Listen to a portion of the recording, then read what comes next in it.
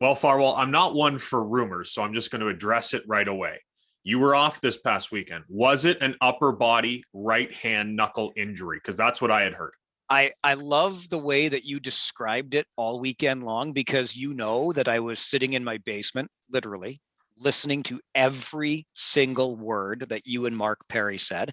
I like the way you put it. The injury suffered while sending out a tweet, because I've been known to tweet a time or two. I would describe it, if you want to be accurate and dispel all rumors, I will describe it as this: general body soreness and COVID sucks. Just leave it at that. I listen. I'm not shy. This is the world we live in.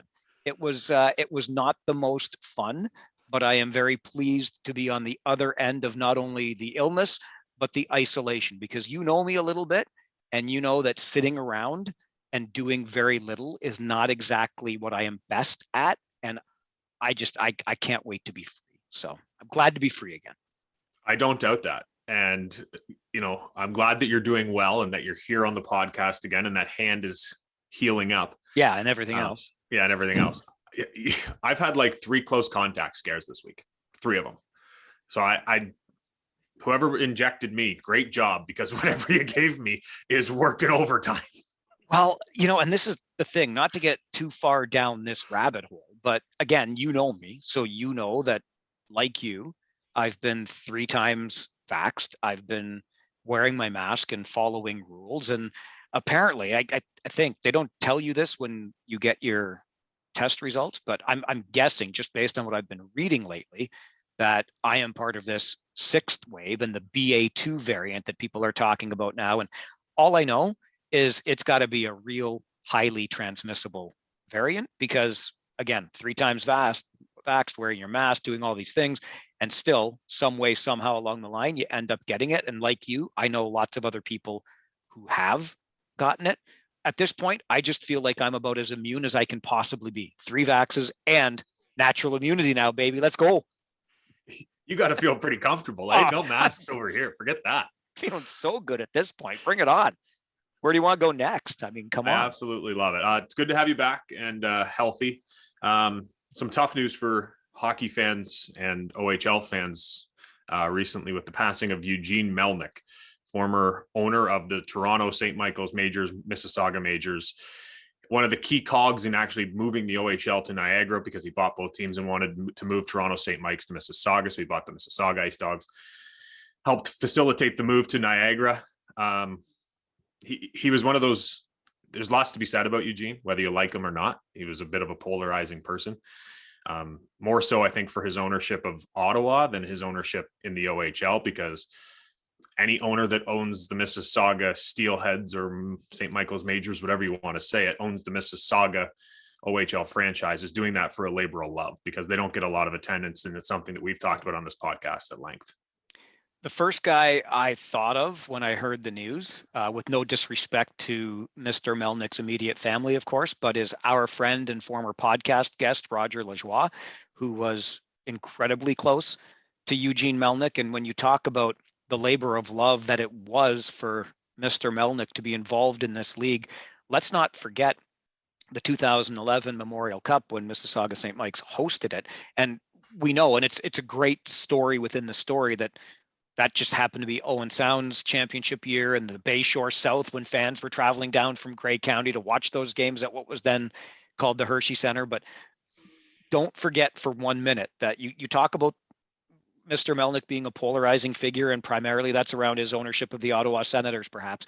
But he cared passionately about the game of hockey generally, and he wanted to be a part of a championship. And so, whose money obviously was going into that bid in 2011 to make it work in a market where arguably a decade later, it's still not really working. But he said, look, here's my checkbook.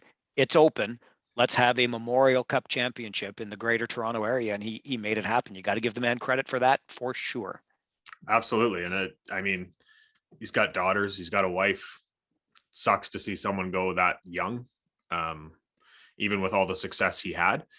But I think it's just important to remember that, the polarizing character, yes, as a member of the Ottawa Senators, you can say whatever you want about that, but his time in the OHL, as you pointed out, financially and just with work ethic and doing everything he could to try to make Mississauga hockey work in the OHL. He did everything he could before eventually selling off. And it sucks to lose him. I felt bad for Raj immediately. I sent him, he was the first person I texted to. Just, the things he said about, Eugene on this podcast, and obviously having Raj as a teacher and hearing about all the things that he and Eugene were doing together and the business ventures they were in and so on and so forth. It started off as a business partnership, but definitely turned into more of a friendship than a business partnership between those two. Yeah, and we wouldn't be doing our jobs if we didn't at least take a moment to pay tribute to the man that did mean a lot to the game of hockey, specifically, of course, what we've already outlined here in the Ontario Hockey League. One of several things that we have to get to and cover off before we get to our guest this week, who finds himself as the general manager of a team that makes its debut in the CHL top 10. So that's all to come. We're going to talk a little bit of London Knights and Tony Strongis, some more Midwest division, lots to the officiating combine. But before we even get there, on a much brighter note, an official OHL Stories welcome to our first sponsor on this podcast. Let's welcome aboard the folks at Waterloo Region Crime Stoppers. Now, Popey, I don't know about you, and I'm never that guy that's like, oh, the inmates are running the asylum, crime is out of control, and this sort of thing. But the reality is that crimes happen in our community, and there are two things that organizations like police services and like Crime Stoppers are working against, and that is the fear of somebody who may witness a crime to actually get involved in it because they, oh my gosh, what happens to me? Or just the apathy, like, I saw something happen, but it's not my problem, sort of thing. But we know that when things are happening in our community, it's all of our responsibility to respond to them. And Crime Stoppers makes it really easy to do that because it is completely anonymous. So you give a call to 1-800-222-TIPS, and your anonymity is assured. So you can tell about a crime that might be happening, like in progress, or you are aware of something that might happen. Whatever the case is, you are kept anonymous. Crime Stoppers can pay up to $2,000 for a tip that leads to an arrest, and it is really that easy to play an active role in the safety of your community. So again, that number, 1-800-222-TIPS, or go online to waterloocrimestoppers.com. You can check out all kinds of great information right there, find out what's going on in the community, policing wise, and how you can submit even a tip online through waterloocrimestoppers.com as well. It's a volunteer run organization. They raise the money to pay out those tips through fundraising and whatnot. So we're happy to have them on board as supporters of our podcast, and we want to support the work that they're doing in our community. Absolutely. They do great work and great people behind Waterloo Region Crime Stoppers. But I don't even know if they, Mike, could stop the Owen Sound attack right now. Somebody call somebody, because the run that Greg Walters has the attack on, it started with, I think it was 6, maybe 7. I'm pretty sure it was 6 wins in a row consecutive. But anyway, what they're at right now, by my math, is a run where they have lost just once in regulation in their past 16 games. 3 extra time losses in there, be it either overtime or shootout. But you do the math, 12 regulation wins, 1 regulation loss, 3 extra time losses in their past 16, 27 of 32 points. And as we record this right now, in striking distance, I'm not sure it's going to happen, but the Owen Sound Attack are in striking distance of the Sault Ste. Marie Greyhounds for 4th place in the Western Conference. That team is a buzzsaw right now. Are they ever? What's going on up there? I want to know why. Nick Chenard, or is it the 3-headed rookie monster that they have up there? Petrovsky, Barlow, and Gandon.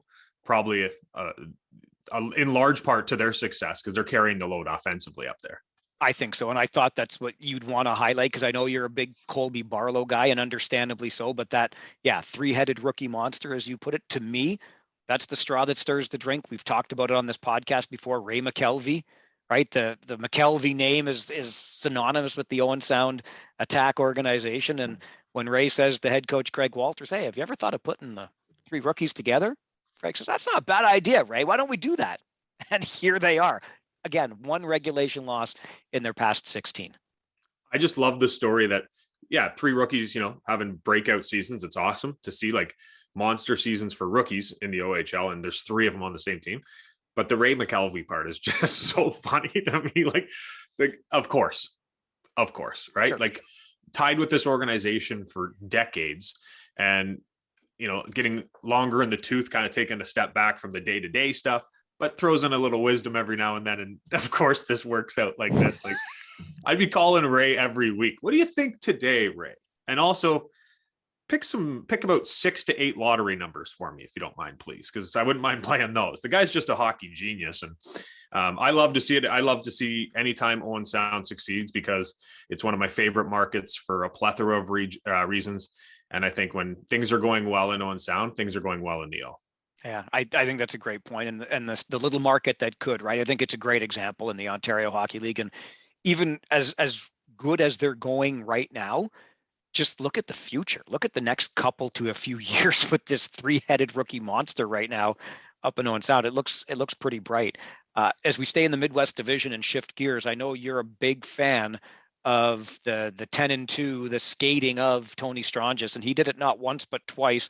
I saw it as the highlight of the night, or one of the highlights of the night on Sportsnet Central. But Tony Strongis is just a man possessed right now. He's a cheat code. Like, it really is a cheat code in a video game. He's able to do stuff that no one else can do. And like, you see him wind up behind the net like that, and he goes into his 10-2, and every player on that ice automatically goes, I don't want to be on a highlight. Low light for them. Yeah, right? Yeah. Their low light, his highlight. Exactly. Yeah. They're like, I don't want to be on this kid's highlight reel. Like, it's wild how dangerous he is with the puck. And when you put him with guys like Luke Evangelista on his line, and of course they're one of the top lines in the league. But I just thought, someone said to me that night it happened, and they said, oh, did you see Strongis did it again? And I thought to myself, oh, did he score another cool goal? Like, let me see. There's no way he did that again. And then I watched it and I went, oh, he did do that again. Like, this kid is insane right now. The confidence he must have right now for the London Knights, even through their struggles right now without Brett Brochu and net. I think the confidence level of Tony Strongis is probably through the roof. Something else that ties into the London Knights that I wanted to mention on this podcast again before we get to our guest, but the London Knights and those struggles that they're having, they have struggled all season long against the Sarnia Sting. And I'm not sure if we mentioned it on the podcast last week, but I think any OHL fan knows that the Sarnia Sting hung seven goals on the London Knights, not in a game, but in the third period of a 10-4 win a couple weekends ago.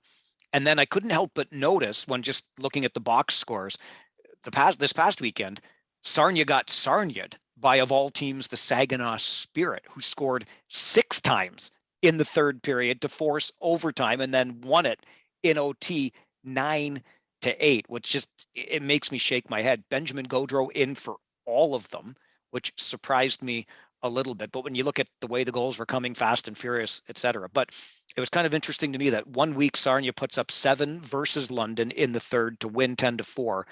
The next week, they surrender 6 in the third to go to extra time versus Saginaw and lose it 9-8. Huge win for the Spirit, obviously, but a little bit concerning. And then when I got a little bit deeper into it, I heard the post-game comments from head coach Al Letang in Sarnia, and it reminded me of something that I know we talked about on the podcast before, Chris, and that's what you and I have kind of started describing as the shyness that's maybe in the league right now.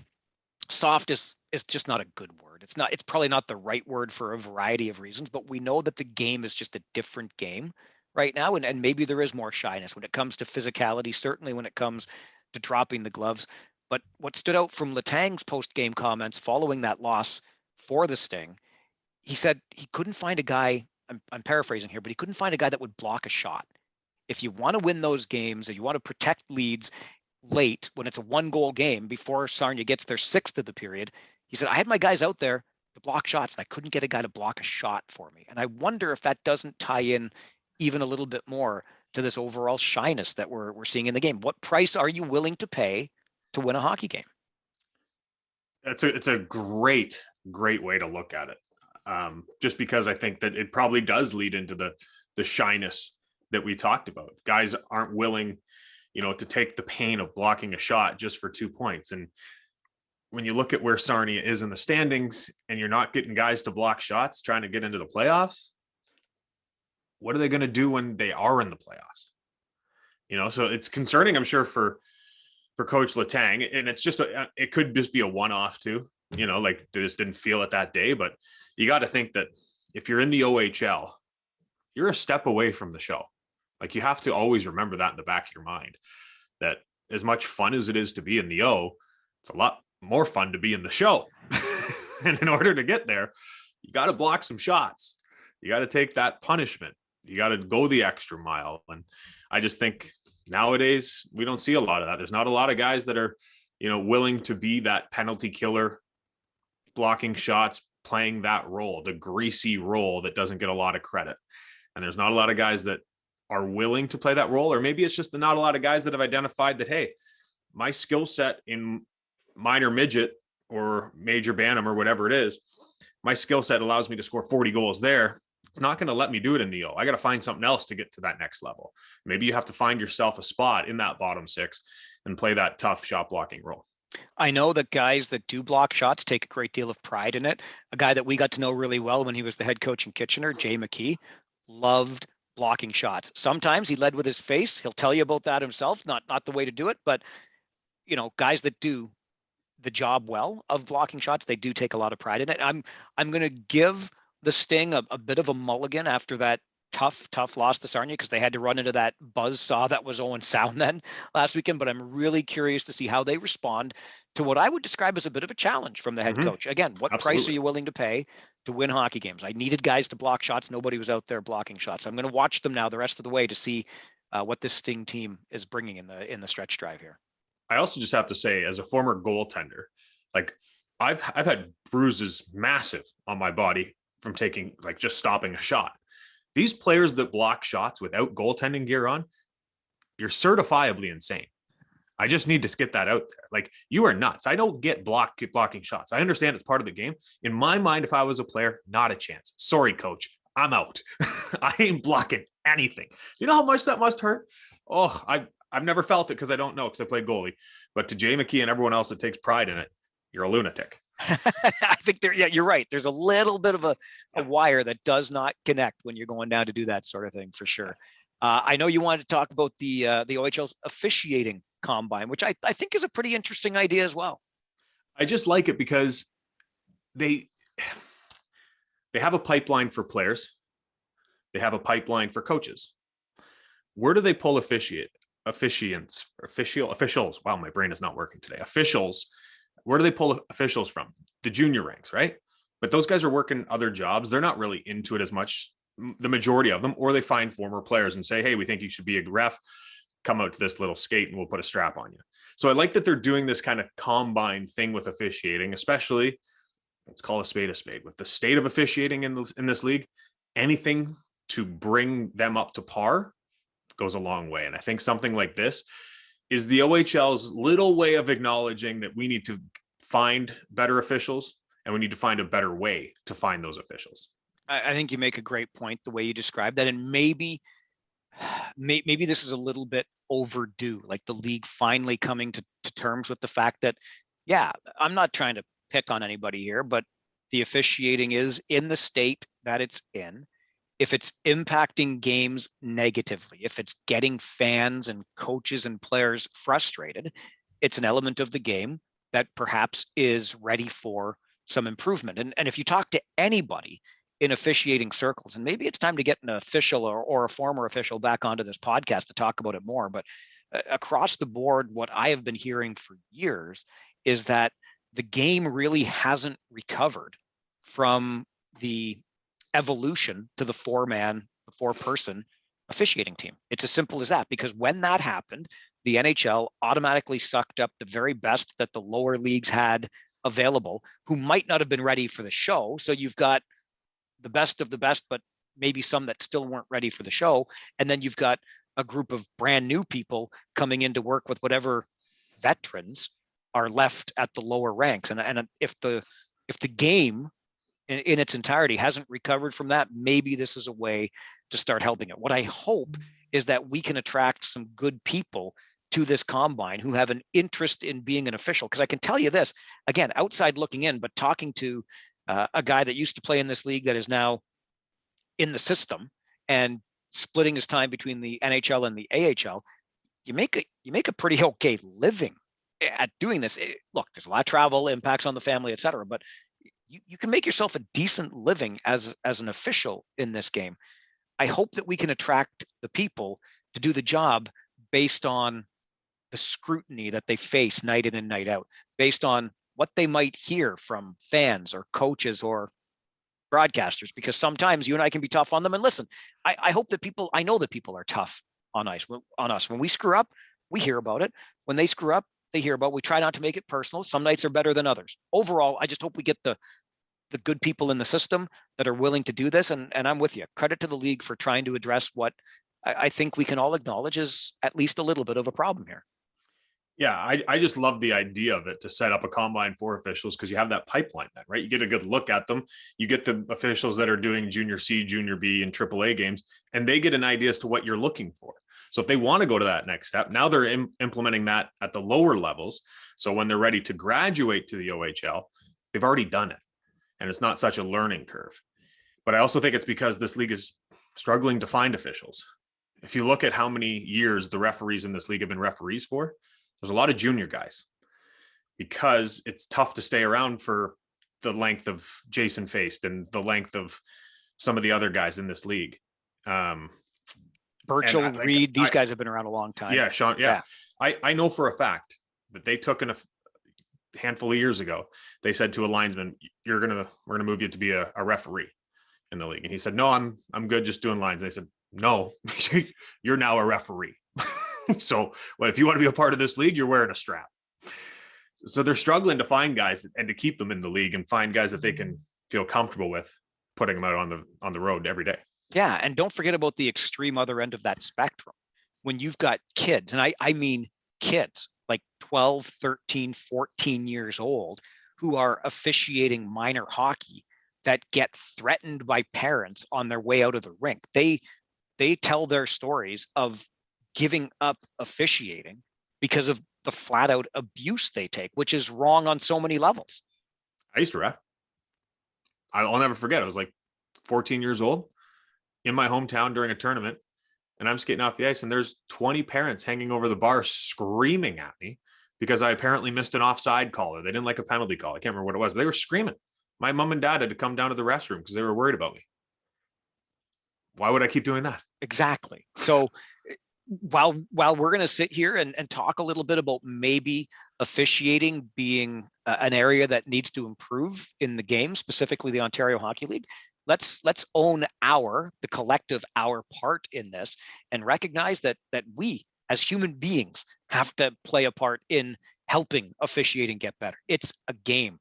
We are human. Mistakes will be made, but the abuse, like the flat out abuse that some of these young men and women take at the lowest levels, why would, like, honestly, if that ever happened to my kid, if I'm your parents, I'm like, you're never calling another game in your life. And if you don't have them when they're 14, you're not going to have them when they're 34.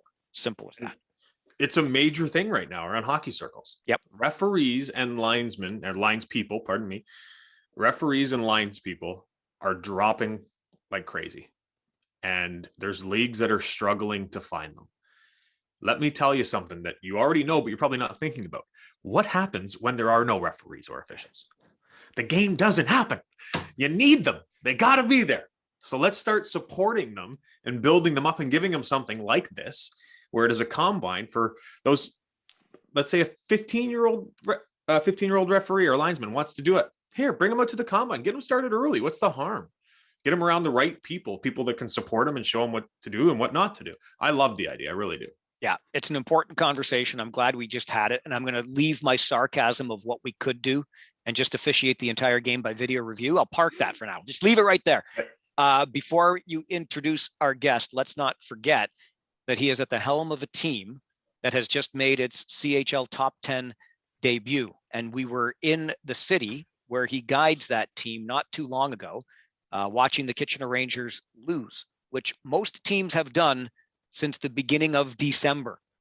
One regulation loss for this man's team on home ice since the beginning of December. It came versus Sarnia in February. Just let that sink in.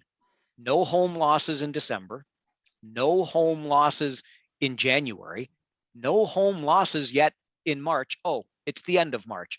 1 home loss in February. 23, 7, 1, and 1 in 32 home games so far this season for this man's team. Welcome to the CHL Top 10.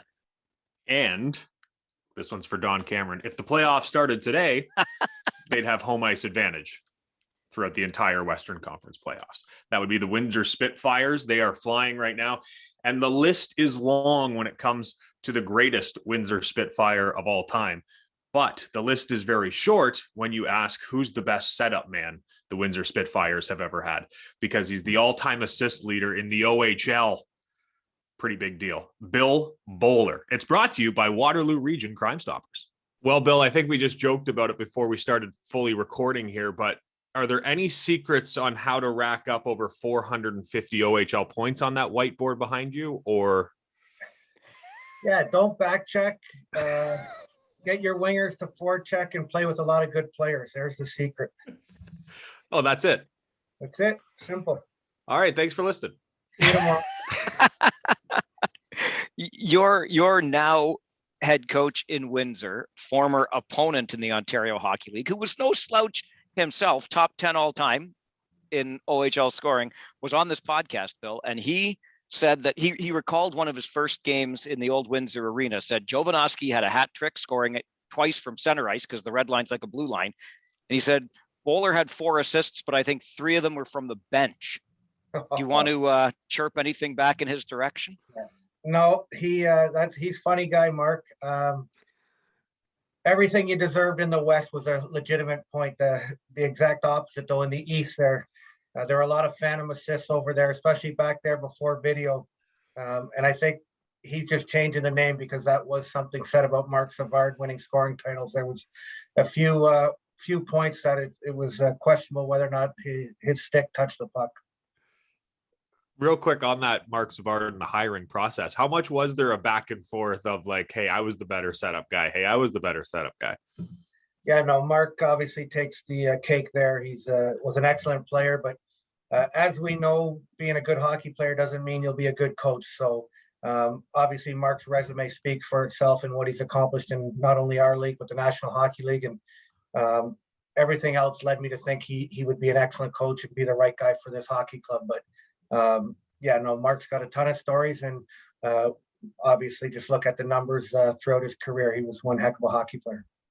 It's impossible to have a conversation with you, Bill, and not talk about those numbers, as you still hold the league's all-time record for assists. And I know you're being humble and we can make jokes and have wisecracks here, but that must still feel pretty damn good. Yeah, no, anytime, any accolades, recognition, it feels good. There's no question. Like anything, though, it will get broken here. Eventually somebody will come along, a Wyatt Johnson or somebody, and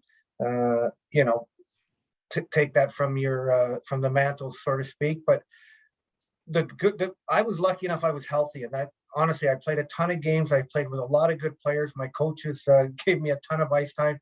And back then I was a guy that I was never invited to World Juniors, or I didn't miss a lot of games. So like anything, and that's a credit to hockey players too, longevity, consistency.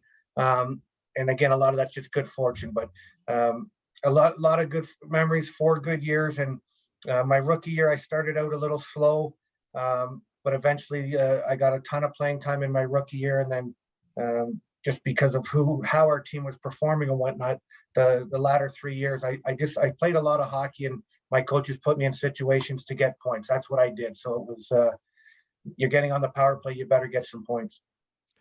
I'm not sure 318 OHL assists will ever be broken, as much as you like to joke about that. I don't think so. I don't think that's being touched, Bill. Well, again, no one thought Wayne's, and you got over Alex here. You're right. I'd like to stay atop. It's a fun conversation to have, but no, you look at the talent of some of these kids coming along, and with scheduling, just the way the game's played, and the scores in our league this year are absolutely insane. Goals are being scored. It seems like a lot. Even the games we're playing. So, yeah, records are meant to be broken. Obviously, that's a pretty good number, but it wouldn't surprise me if some kid like me from Toronto comes along and breaks it. Bill, how close were you to not being in the OHL? Good question. my older brother went the NCAA route. And so I was a later pick. I probably would have been a higher pick, and that's coming from scouts and people in the hockey business telling me, that's not my opinion, but there was a bit of hemming and hawing what direction I was going to go. Actually, in my first rookie camp, I actually left the Spitfire training camp to go home to make the decision. And it was quite funny because Wayne Maxner at the time thought once I left, there was no chance I'd return back to the Spits. But it was a tough decision. It was a decision I wanted to make with my family, and I did have options. And so I went home and just realized that the Ontario Hockey League was the best league in the world, and it was the best thing for me. And so I took a couple days to Toronto, called back and said, guys, I'm coming back, and the rest is history. Those conversations about Ontario Hockey League, NCAA are still happening today. And in your role now, of course, as a general manager, recruiting would play some part in that role overall. What do you tell kids today about the OHL versus the NCAA when they're having that conversation? Again, every situation's different. And so what Bill Bowler does not know what's best for some family in Toronto, North Bay, Richmond Hill, wherever you're from. So I think it is a case by case. For me, like I said, my older brother played junior B and then went the NCAA route. It's every situation's different. What OHL team, what opportunity you're going to. Both are great options, and it's the same as the Ontario Hockey League. Or the other analogy I use is when people say, is it better to play junior or major midget? And again, depending on where you're getting coaching and what environment, what your family situation is, it's a real hard question to answer. All I know, for me, the OHL was the best route for Bill Bowler. And again, when I talk to prospects and being so close to the American border and the proximity to a lot of excellent USA hockey players, you're not comparing apples, and it's really apples and oranges. It's two different leagues, it's two different environments, two different, whether it be school campuses, etc. So each family has their own ideas of what they want for their family, and to be honest, we encourage everything. All we do is promote the Winter Spitfires and what we do for our players, and we think our organization speaks for itself. Looking back to when you went home, Bill, and you and your family made that decision, you just mentioned numerous times that the OHL was the best route for you. Why at that time was the OHL the best route for you? I think, again, at that time I played midget, had a few points in my midget year, and the option was to go play junior B, and it just, again, my goal and my dream was to play with the best, and it just made a lot of sense for me. There was a lot of school interest in south of the border, but at that time my focus was hockey. Always believed school was going to be there, and that's still the case today. If your health and your career in hockey might change, school for me, and I still believe that it will always be there, whether you're going to university at whatever age. So for me, again, it was just looking at it. And at the time back in the city of Toronto where I was going to play junior, I wanted to play against the best. And I thought I could handle playing in the OHL. And so we made that decision. Obviously, you would have been focused on the game, and your points speak for that, the production you had. But I wonder if any of the outside noise might have gotten to you, Bill. And by that, I mean, you go in the 13th round and then you start tearing up the league. Were other teams upset with the Windsor Spitfires, or was anybody looking at you going, hey, what was this fall into the 13th round? Yeah, again, different times. I don't know what was said in the draft, but I would think somebody might be regretting not taking me in the 12th or the 11th. But honestly, I don't know what the thinking was. Obviously, I was a small man at the time. Guys like me, they weren't picked. You weren't picked high, that's for sure. And so, yeah, it wasn't like we were hiding. I wasn't hiding from the league. I think people just maybe thought I wasn't good. Honestly, I think that was the first and foremost. Then, like I said, my older brother, the fact that I wasn't 1,000 or 100% committed to playing in the OHL, I had options. I think that just delayed people, or thought, man, it's not worth it. And the chances of him succeeding in our league are slim anyway. So I'm guessing that's why I went so late, but you'd have to ask some of the brain trusts back then that were making those decisions. You mentioned it earlier, how you got off to a bit of a slow start, but that first year you still had 88 points. I laughed because I looked, I'm like, is that his lowest total ever? 88 in his rookie season. That's insane. But how tough was it to come into not only an OHL as a small guy, as you mentioned, but into that barn too? Again, I answered this back in the day, but when you're small, you're always small. So it wasn't an adjustment at all. It's so, like I said, I keep talking about my brother, but I played against older kids and it wasn't a big deal. Windsor Arena it was easy playing there. You didn't, like I said, it was small. Winning a faceoff was a scoring chance back then. So it was very simple. And the reason I thought I'd be successful, and it's a story that, again, Wayne Maxter, the GM, reminded me of, but I was excelling and succeeding in the GTHL or the MTHL back in the day. So I just assumed if you could play at this league and you're a decent player against your peers, what's the difference going to the next league? It's just different cities, different arenas. So the other thing that was quite the story I was just going to share is I had a few points in my minor midget year, and then the GM asked me when he was interviewing me, Wayne Maxter said, well, do you think he'll succeed? And I just said, well, you guys play 3 20-minute periods, so I just have more time to get more points, was the answer I gave him. And it was quite amusing, but it's true. If you got a lot of points in a 45-minute game, I'd assume with extra time, you'd probably get some more. So that was a funny story that Wayne Maxter reminded me I said as a 16-year-old kid staring at him. You got to have a pretty big set to say that, I think. I don't know.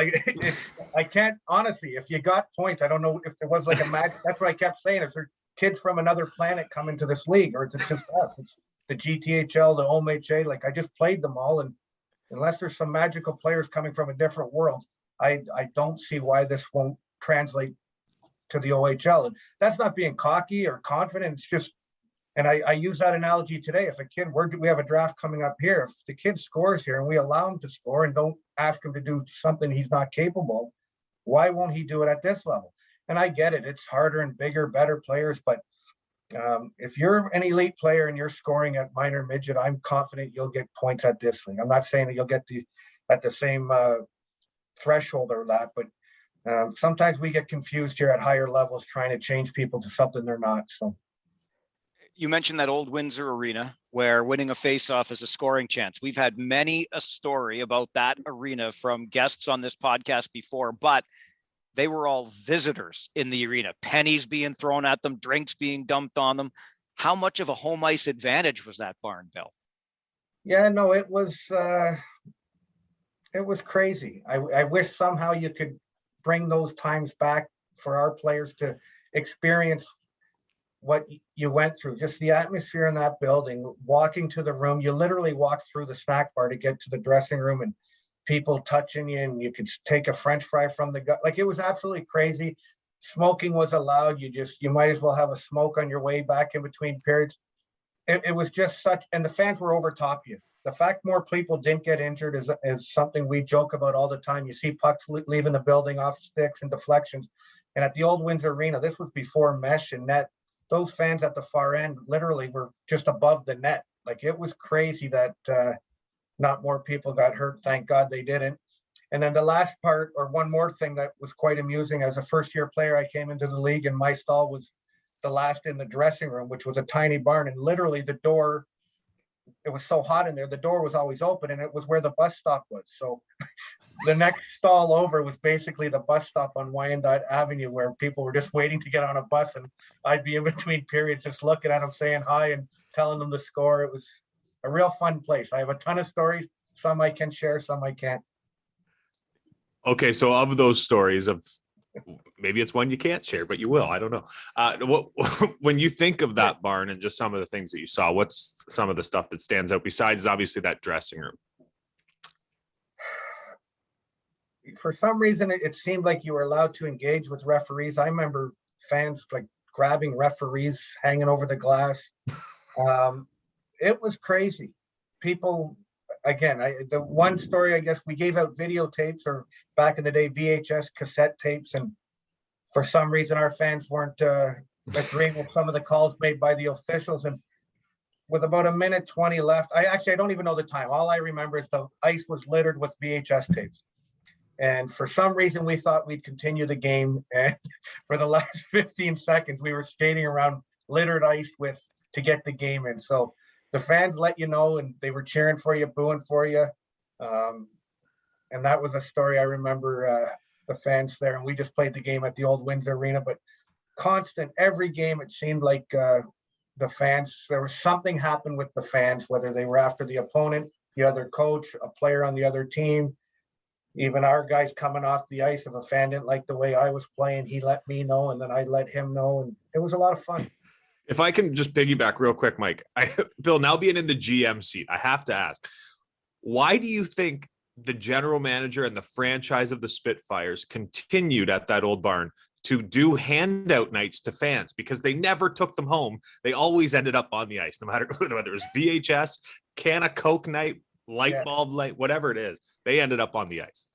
Yeah, marketing back then, they should have given foam or who knows? But honestly, it was those fans, and we miss them here. If they could somehow, we can transplant some of those fans from the old Windsor Arena here to the WFCU Center.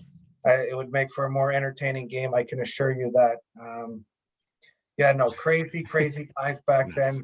But again, we can't. The new buildings are awesome. There's no question. The amenities, the parking, the dressing rooms, but somehow to play hockey in a building with the fans literally over top of you, it was something. Again, talking to all my former teammates, and that it's something that we always talk about and share about how engaged our fans were. So that home ice advantage for you, and we've heard all those stories about visitors coming in and how tough it could be in the Windsor Arena. What about you on the road? Was there a building that stands out to you that was a tough place to play? Again, just talking with some former teammates. I was with a couple teammates, Kevin McKay and Corey Evans, and they had friends up in the Sioux. One time their bus came in and our fans were shaking their bus, and they were literally scared that the bus was going to tip over. And I just wanted to add that one real quick. But going back to when I played, I guess some of years we weren't a very strong team. So I remembered playing Detroit, and they were stacked, and guys like Jamie Allison and Cairns and Pat Peak. And I just remember going there. We were overmatched, and those were some tough nights we had in there.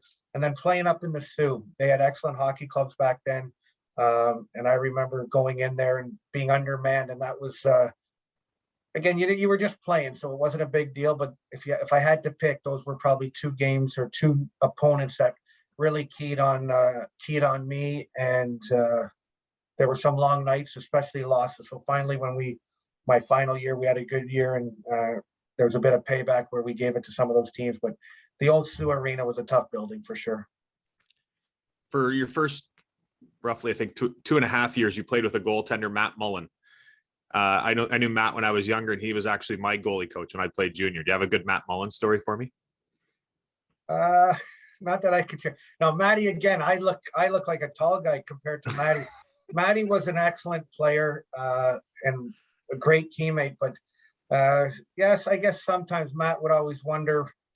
He'd come to practice and he'd put his helmet on, it'd be wet.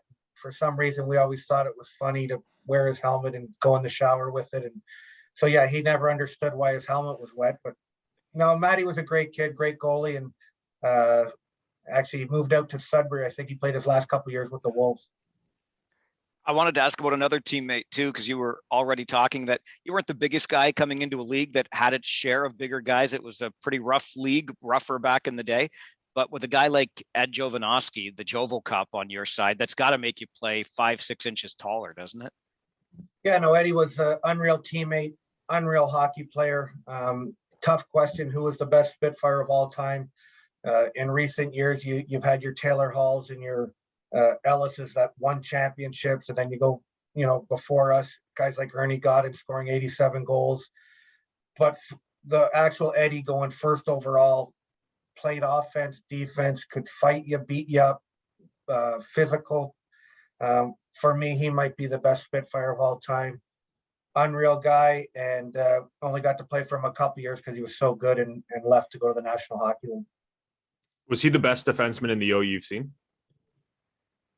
Again, yes, I'm biased because he was my teammate, but for what I just said, like everything that he did, there's kids like I was lucky enough to watch Ryan Ellis play hockey here a bit, and to see those numbers put up by a defenseman is ridiculous.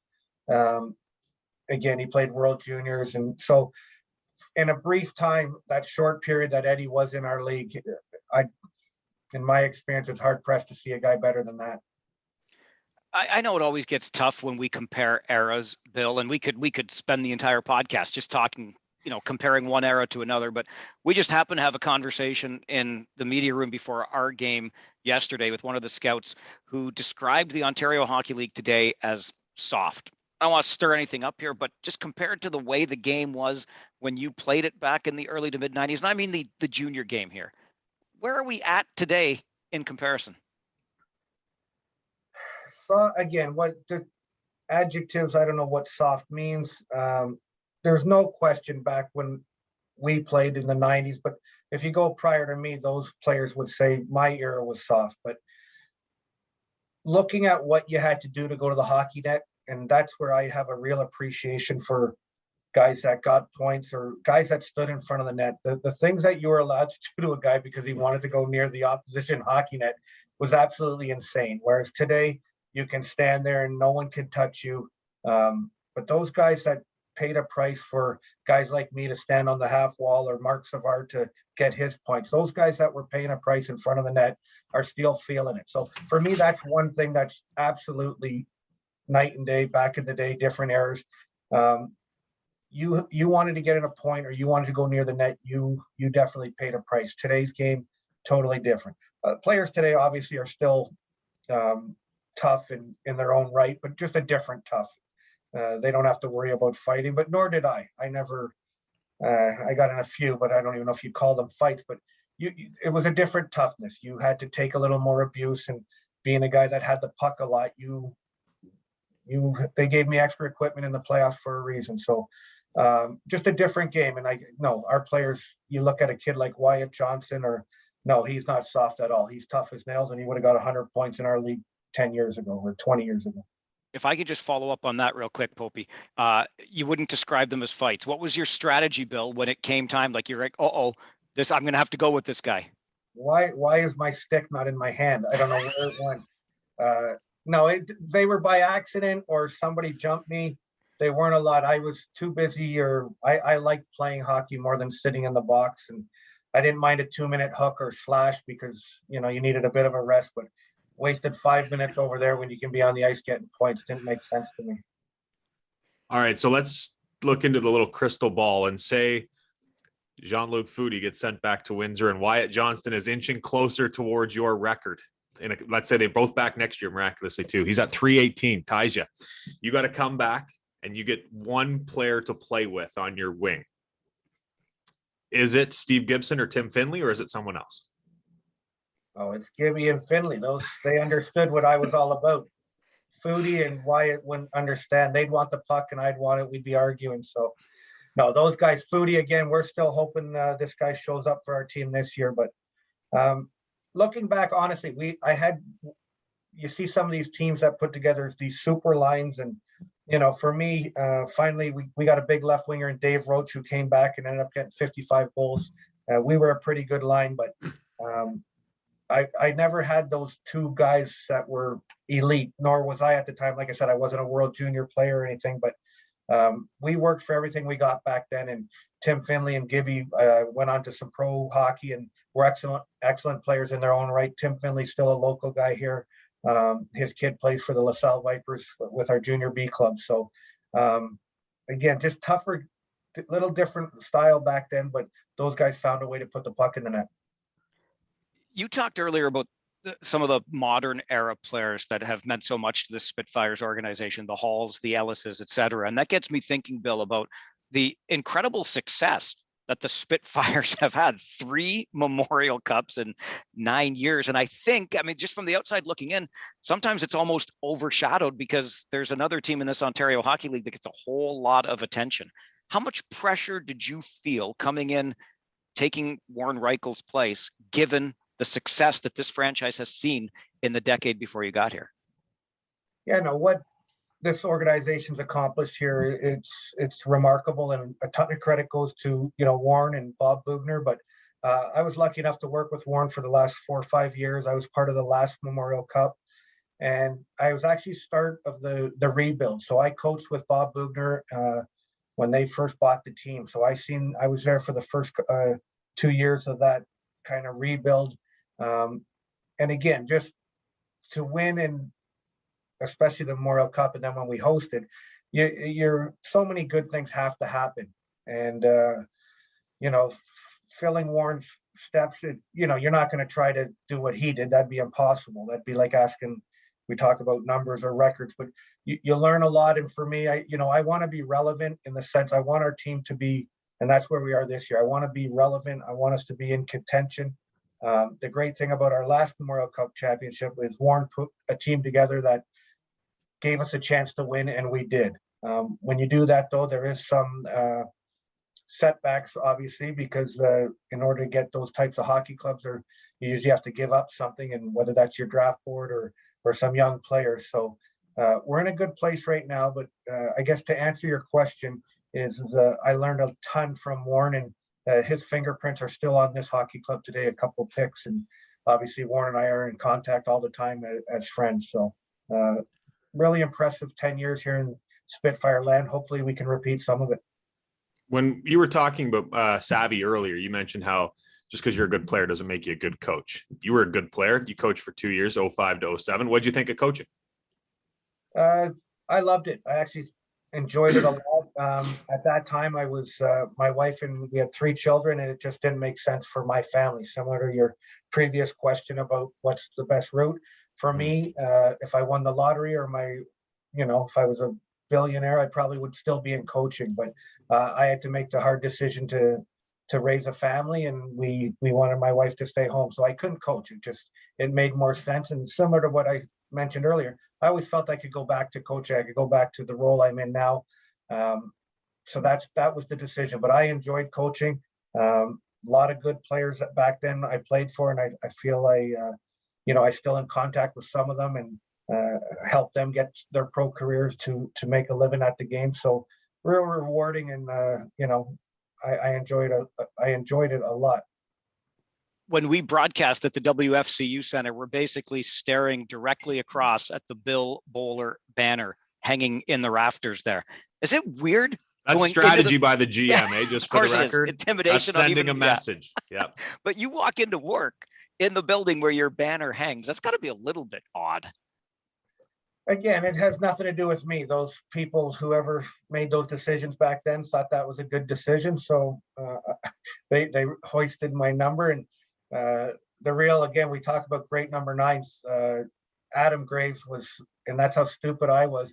When I first came to Windsor, they asked me what number I wanted, and I wore number 9 in minor hockey. So I'll wear 9. That's what I like. Not knowing that, a couple of years prior to me, arguably one of the best Spitfires of all time, Adam Graves, who went on to have an illustrious NHL career, but he wore number 9. So I just like to add that because Gravy's such a great ambassador for not only hockey, but for the Spitfires as well.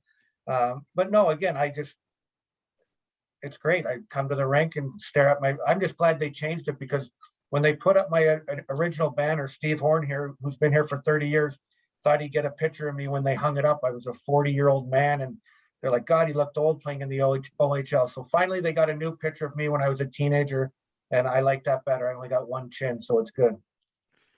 They had a picture of you at when they put up the banner on the banner? Correct.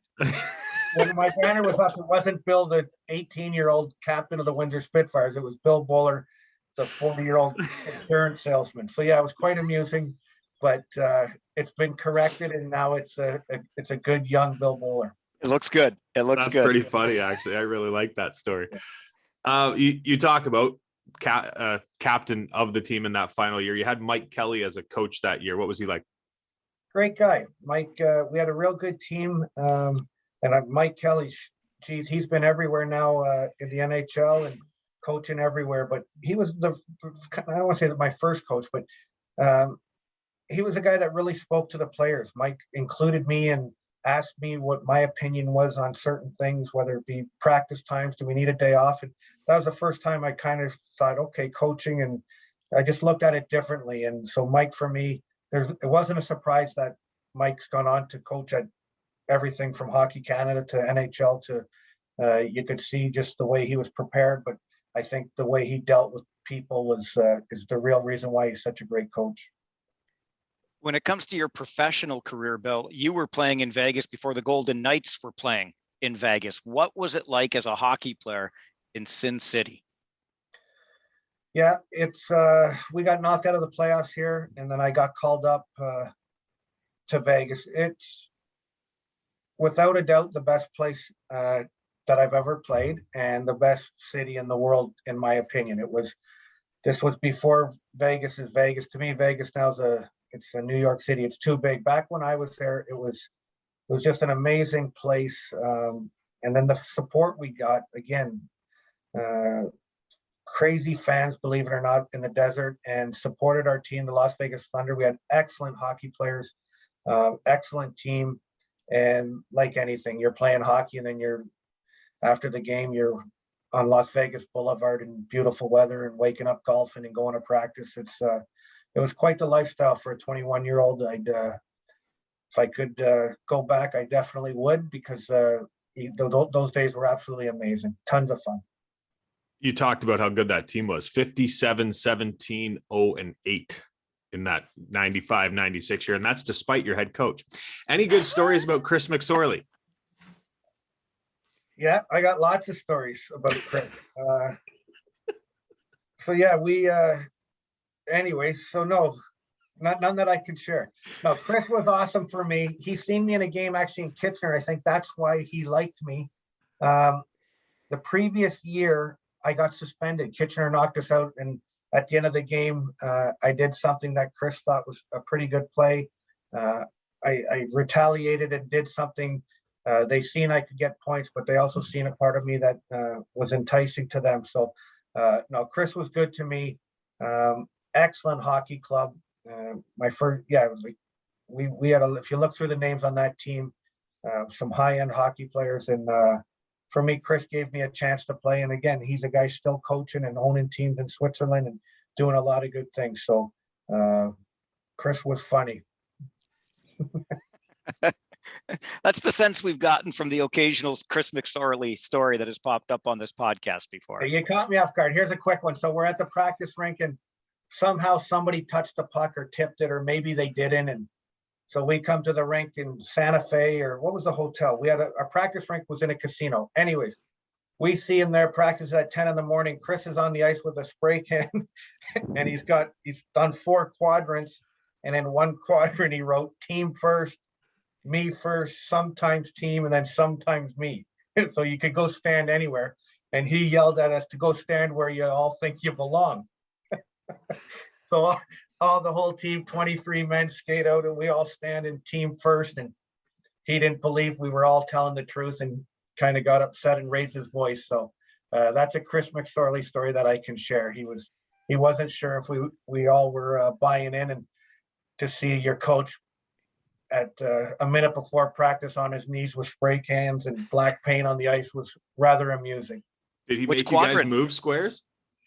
I forget how the story ended, but that's how it started. Which quadrant did you stand in? Like I said, all 23 men went to team first. Some of us were lying, apparently. I don't know, but after we all stood together in that quadrant, my brain goes foggy on what happens next. That's fair. That's fair. I understand it was lots of things going on, including Las Vegas. Yeah, we went out the night. We had someone's birthday, so we were out the night before. Like you guys needed an excuse. No kidding. Somebody was celebrating every night. 9 games, Bill, in the National Hockey League with the Columbus Blue Jackets. What do those 9 games mean to you? Yeah, obviously a great moment the first time you step on NHL ice, and a real proud moment for my family. And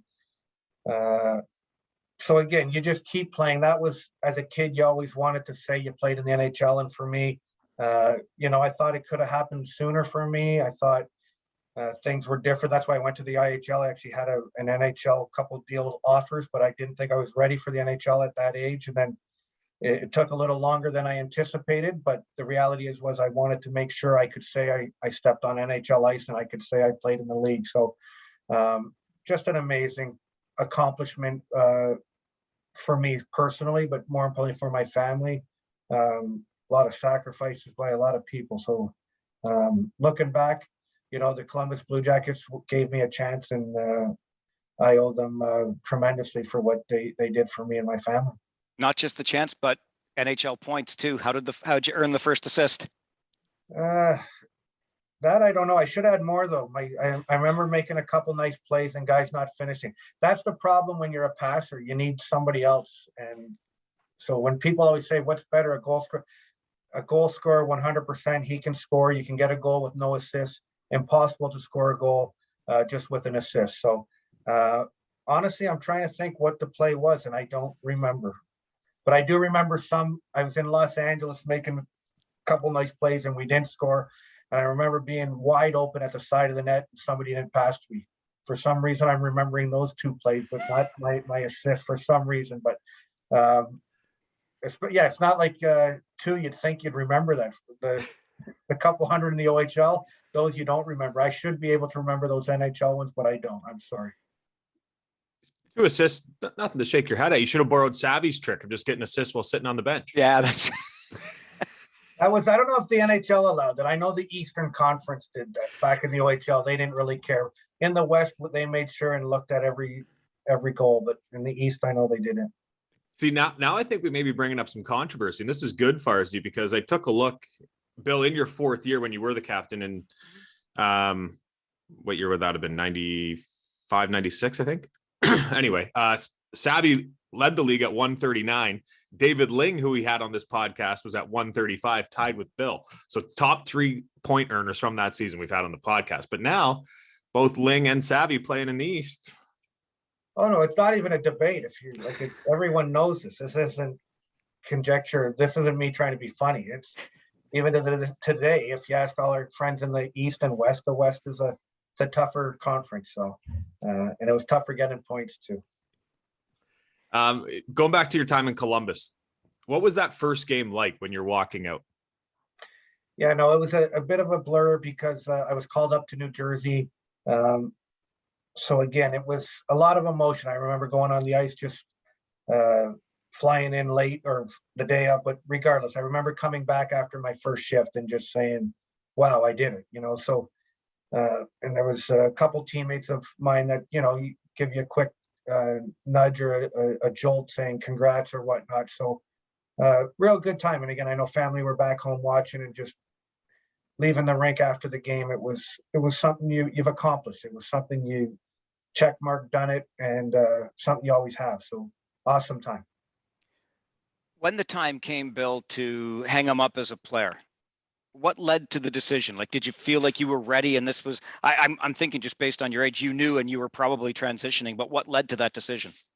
Yeah, no, unfortunately, my whole career came to an end too abruptly. An injury caused, I had a lower abdomen injury, sports hernia, long story, but to kind of summarize here, I had a legitimate chance in Nashville. So after my Columbus year, Nashville claimed me off waivers, and I went to camp, kind of hurt myself, tweaked something, and wasn't myself. And then that year ended up getting a groin injury, and just wasn't the same player. So then the following year, the Boston Bruins signed me, and I went to camp and failed all my medicals.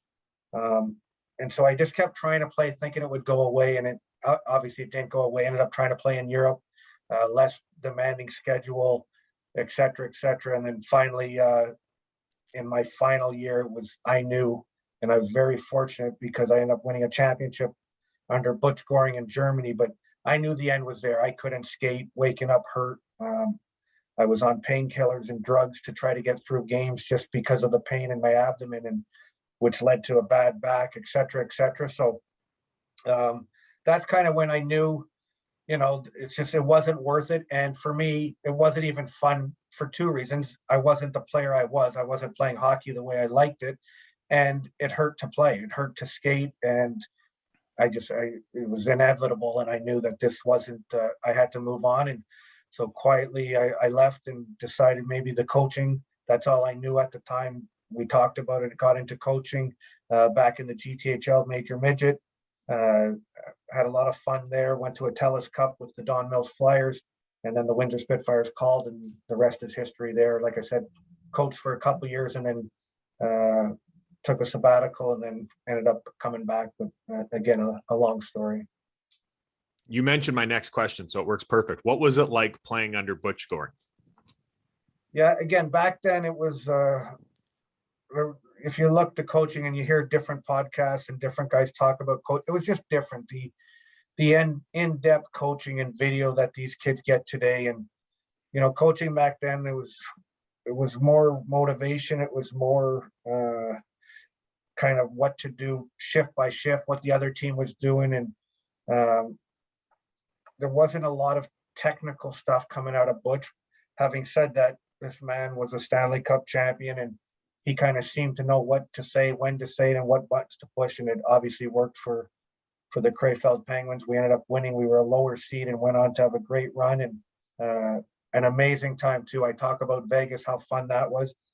My 2 months in Germany winning a championship was, if I could somehow replicate those times, hanging out with those group of teammates and having that kind of fun, both on and off the ice, it was memories that, you know, you just cherish and somehow wish you could go back to. But they're in the books back home in the basement. They're up in the brain here. So awesome time in Germany.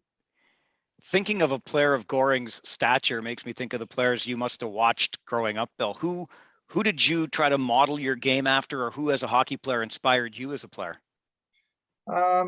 Growing up, my favorite player was Bobby Clark.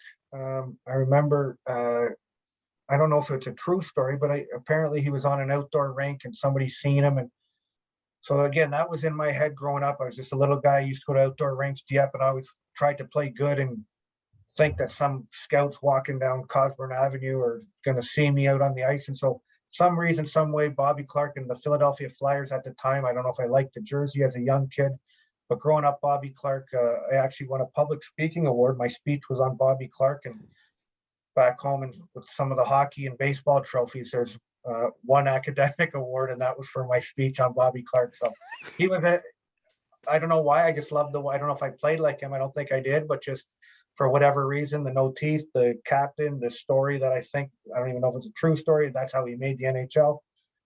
So Bobby Clark. And then I think as I got older, I think even though he shoots right, and I don't like comparing because I shot left, but a player like Adam Oates, I think there were some similarities in the way I play, you know, watching him play and make plays and seem to know when and who's open. I think if you had to guess, maybe him, but it's a terrible comparison only because he shoots right and I'm not a righty. Speaking of no teeth, do you still have all of yours? No, of course not. Somebody forget. I know the story, but yeah, some jerk on the other team hit me from behind in front of my bench, and I lost my 2 teeth in Houston, Texas one night. And Dave Tippett was nice enough once I got cleaned up and stitched up to allow me to play left wing. And when I got back, and I got a bit of payback, not as much as I'd like, but no, these are the dentist gave me these 2. How'd you get your payback? Again, I had my stick in my hand and I gave him a whack on his shin pad. So it was good.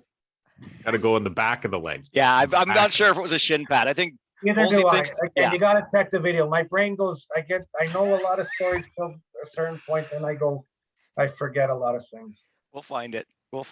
Maybe that's because you thought the game so much and so well for so long that the brain's getting tired.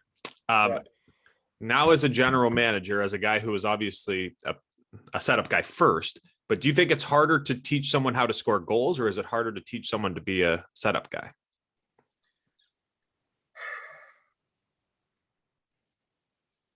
Tough question. Making people, again, teaching the problem. You always hear guys that you can't teach a guy how to score goals, and no, you can't turn somebody into Ovechkin or McDavid or that. But just like anything, you can help. You can give some input, some suggestions, some advice as to what may generate a scoring chance more in that. So having said that, being aware, like sometimes you talk about being a smaller guy, just a kid carrying the puck up the ice. Guys that seem comfortable aren't really worried about what's going on. Other guys get the puck, they seem like there's a lot going on around them and they're terrified, and whereas to teach that kind of calmness with the puck and to know who's actually going to hit you and how to absorb that hit, those are skills I don't know if you can teach, but you can help, and there's certain drills you can do. But finding a guy to score a goal that's a tough thing to do in obviously the National Hockey League, but even in our league, to find pure goal scorers is real tough. So to answer your question, I think it'd be harder teaching a guy how to put the puck over the line as to opposed to just giving it to him. Speaking of being a general manager, January the 10th is a big day in this league. The fans love it. The media likes to speculate about it. Can you take us through a day in the life of an Ontario Hockey League general manager leading up to or on the trade deadline? Again, they're just dates. I like to think my job's 365. And so you see today the NHL trade deadline's coming up. And like if you can do all your work on that day and it's the last day, but sometimes, I think a lot of mistakes are made today and only one team can win. So even though January 10th, it's just a reminder that you're done making transactions for that year. But I think you're allowed to, and I know you're allowed to make deals all along. But in a perfect world, we wouldn't have so many transactions in here in Windsor, but sometimes that a necessity. And I think what's important is a lot of times people don't understand. A lot of it comes from the player. It's not the team sending the player away. The player wants to change of scenery, the agent, the mom, the dad, whoever. But for me, you're always trying to improve your team and create depth in every position. And like I said, there's sometimes I'm sure the Spitfires will go all in and maybe try to do something and maybe have a setback for 3 or 4 years. But right now for me, last year during the COVID year, we really liked our team. We thought we had an excellent team with the 2000 born players that were going to be on our team. We think we have a real good team this year. And we think we're set up well for next year too. So January 10th was tough for me because you always want to do more. But you also have to be, considerate and conscientious about next year's team and next year's fans and sponsors and the young people that are on the team now. So right now I want to be relevant. We think we have a real good team. Like I said, for this little window for 3 years here, who knows what happens after that. But January 10th for me was a day where it's tough because you want to do more, but again, there's a reason. You only have so many picks, and the Windsor Spitfires will be around next year, 2 years, 3 years. So you can't sell the future all the time to have success. And we're real happy with what happened on the 10th because we made some moves. We tweaked our roster throughout the year, and we're still competing for the Western Conference. So we're real happy that we didn't have to give up anything, any young players, any future assets, and our draft covered and our draft grid looks promising for the next couple of years as well. So exciting day, the fans, for everybody. The trade deadline, January 10th. For guys like me, it's I'd like to think I work 365 days. If I could just follow up there, because you mentioned COVID and what you thought the team might have looked like in the season that we lost.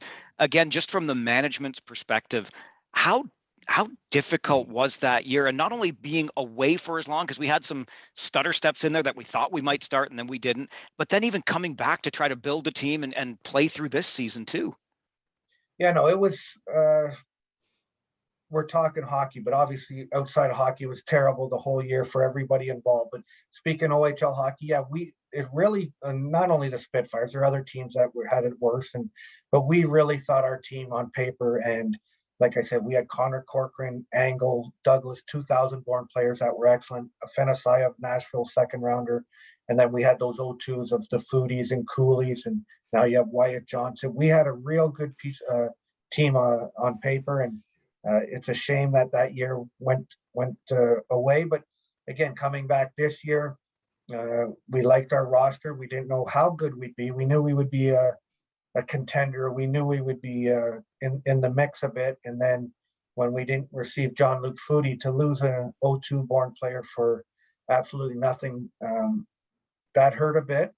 But again, the emergence of some of our young guys and the great job the players have done and our coaches, it's kind of, we've kind of moved past that and we've performed fairly well. So COVID, again, let's hope it's over. It should be over, and the fact we're playing hockey and We had a game yesterday against Flint with 5,000 people in the building. Home team won, so it was a great day here in Windsor, and let's hope for some more. I felt bad for you, Bill, when you were rhyming off all those names. And then I almost felt bad for the Windsor franchise. Almost. And then I remembered we're there this week and we'll get to look at all those Memorial Cup banners, and then I won't feel so bad. But for somebody who was talking about going to the NCAA route before the draft, hence the late draft pick, and then deciding to go to Windsor, coaching in Windsor, and then being the GM in Windsor, what does that franchise mean to you?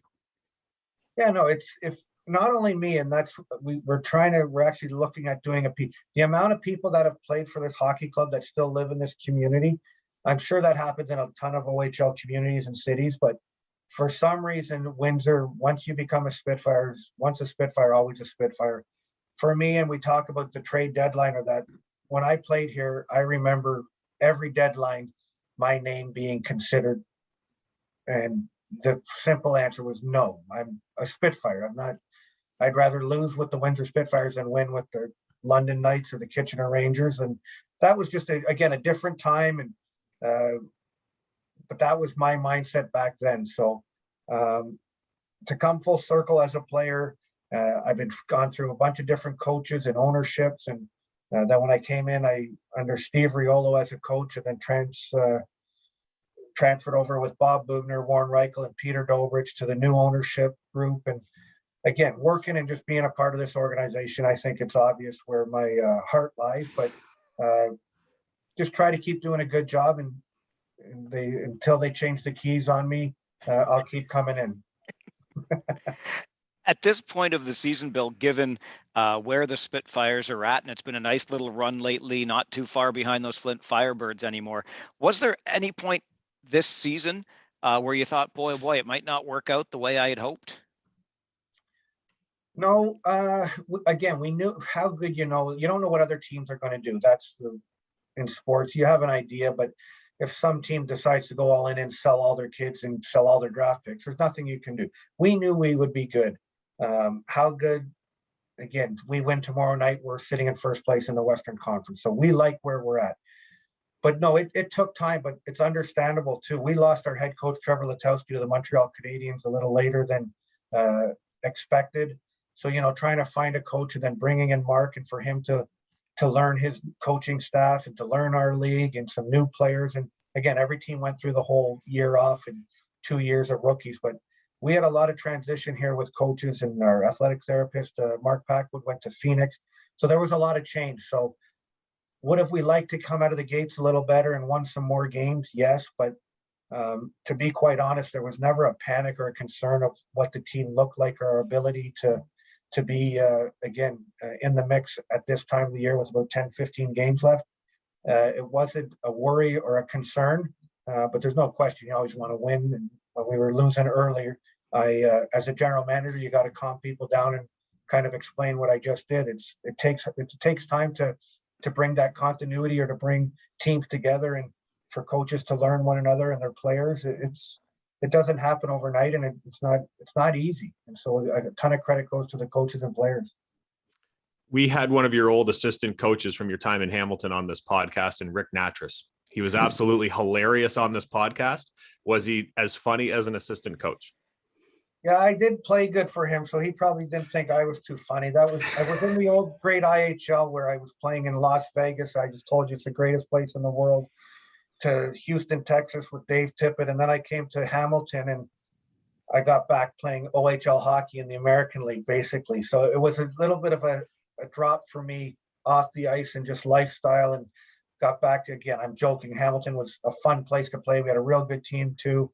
But I didn't perform as well, and I wasn't the player I was. But no, Rick Natras, Danny Daou was part of that staff too. Obviously, great players in their own right. They were a lot of fun to be around, and I wish I would have performed a little better for those guys. All right, we're getting to that point in the podcast where I know Chris has like one more question he needs to ask. Before he asks it, I want to ask this one because I got to thinking about it, Bill, when you mentioned once a Spitfire, always a Spitfire. I'm positive he's never played a game for the team, but he's been around it for as long as I can recall. And Popey and I both love him. Steve Bell, the Beller, What is, I mean, are you going to give him a jersey retirement someday? You're going to hang up a mic? Like, what kind of retirement ceremony, if ever, for that guy? What a beauty. He might be around longer than me. Who knows? This guy refuses to go away. Beller's an amazing guy. So again, I don't know if we named the press box after him or a street. I don't know. Again, if we'll do something for Steve Bell, there's no question. This guy's legendary. He's right up there with the guys I just mentioned, Ernie Goddings, Ed Jovanovskis, Marcel Pronovost, Bob Budner, Warren Reichel. Steve Bell is that guy. Still works with our team now. And maybe Beller, he's a little more open. He's a better storyteller than me, but I'm going to share this one about Beller. So Bill Bowler's trying to break the Spitfire record, I believe it or not, and a sponsor, the Lumberjack, was offering, can Bill Bowler break eating the most rib record or something crazy like this? And it was maybe a night before a game, and I was over 19, so this was good. Instead of washing down my ribs with a soda pop, I think somehow there was Steve showed. Anyways, the team wasn't too pleased because eating my ribs, having a couple beers before the game wasn't acceptable. I was 19, so I think Beller got his hand whacked a bit for that one. But tons of great stories, tons of bus trips with Freddie and Beller when I was a player. Then I was coaching and seeing Beller around the rink. What a guy, and unbelievable call of the games. And he's a real good storyteller. He has a lot more than me. Ribs before the game, a couple Molson Canadians. Beller gets his hand slapped, but Bill goes out, puts up 4 assists against London. 3 on the bench, though. 3. Yeah. He was on the bench for 3 of them. Oh, no, wait. He was in the West. I forgot. Beller's grabbing you the next day. Ribs and beer, buddy. Let's go. I'm sure there's some good ribs, and this is the time where I normally have my last question. Played in the 90s, coached in the early 2000s, now the general manager. Where is the go-to Bill Bowler pizza spot in Windsor? Oh, tough. You can't do that to me because I got too many friends and too many sponsors. Rhyme them all off. No, I can't. No. Next question. No, here, I'll say this about pizza. Everyone thinks I'm a Toronto guy. Windsor pizza is good, but it's not like, I hope the people here in Windsor get mad at it. It's nothing like, I think it's better pizza in Toronto. So that's going to be my answer. There's a lot of good pizza, but it's not as elite. Everyone talks about Windsor pizza like it's something. I don't know if Windsor should be famous for their pizza. There's other things Windsor's better at than pizza. That's amazing because wow. I'm newly introduced to the Windsor pizza, and I think it's the best damn pizza anywhere. So what's better in Windsor than the pizza besides the Spitfires? Their fans' accuracy of throwing things from their seats. Next question. Windsor's got a lot of quality, good, positive things in the community, and I'm joking about the pizza because honestly, I don't see it. I don't think it's good pizza, but it's not as good. I think the pepperoni's shaved or shredded, and that's people from other places think that's a big deal, but I don't. We had pizza yesterday from one of our good sponsors. The pizza here at the WFCU is good. I can't because then I'm going to miss somebody and I'm not. We have lots of good pizza guys there. I love it. We're going to have someday it's going to be Bill Bowler, architect of championship team in Windsor, thinks the pizza's okay. Armando's, Antoninos, Capri, Chachi's. Honestly, if I just drive down my street in Bell River here, we got more pizza joints than homes. Every time we drive down, I always show Faro. I'm like, look, another pizza joint, pizza joint, pizza joint, pizza joint. No, that's good. Fantastic. Well, Bill, this has been great. Naples. Naples is good pizza. Yeah, they're all good. Popey, we got a lot of places to still get to. Club, you get a pizza there too. You can get pizza anywhere. Seriously. Yeah, no, I'm willing to try them all. So am I. Well, I'll get you some. When you're next time in town, I'll get you each one slice. That's all you used to get. One slice. That's all we need. COVID's been tough. Dave Brown in Erie is buying us beer on $2 beer nights at the ballpark in the summer, and Bill Bowler's going to buy us one slice of pizza. We're living large now. Maybe I'll cut it in half. Bill, this has been lots of fun. Thanks a lot for making the time for us. Thanks for having me.